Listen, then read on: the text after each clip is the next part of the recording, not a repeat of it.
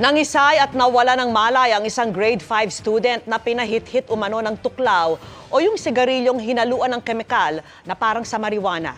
Nakatutok si Marisol Abduraman, exclusive. Bigla na lang nangisay ang batang ito sa barangay Tatulon QC hanggang sa mag-collapse, kaya napasugod ang mga taga-barangay. Napag-alaman na itong bata na to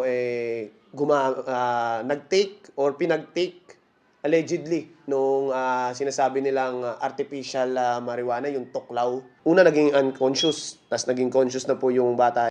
Dinala sa barangay ang batang grade 5 student, tulala at hindi makausap. Naroon na ang kanyang ama. Nangisay po siya dun sa kalsada dun ng paaralan.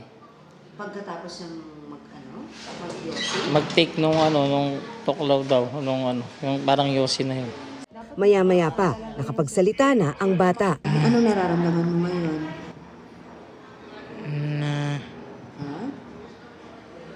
Nahuhulog. Nahulog. Tinig ko po na tuklaw. Tuklaw. Anong itsura niya? Para siyang sigarilyo? Bali, hinit-hit mo siya. Opo. Ilang beses kang humit-hit nun? 2.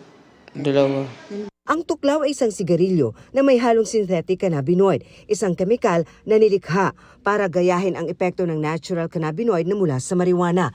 Lubhang delikado sa katawan ng tao, kaya kabilang ito sa mga ipinagbabawal sa ilalim ng Dangerous Drugs Act. Nauna nang sinabi ng PDEA na ang pangingisay ng mga nakahit-hit nito ay isa raw epekto ng nasabing kemikal.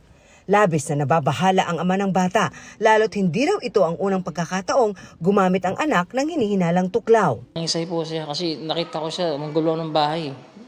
Yung bumagsak siya na parang kala mo tumumba na Agad pinaimbestigahan ng barangay ang nangyari. Saan galing yan at sino ang nag-susupply dito niyan, no? Nagulat kami at na-alarma kami.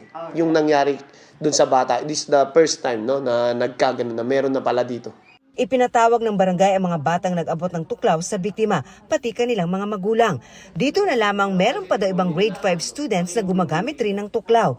Tukoy na rin daw ng barangay ang nag-supply ng nasabing tuklaw sa mga bata. They are adult, pero na-target nila yung mga minor talaga. Kung makikita mo, bakit 3, 5, 6 ang sinusuplayan, puro minor.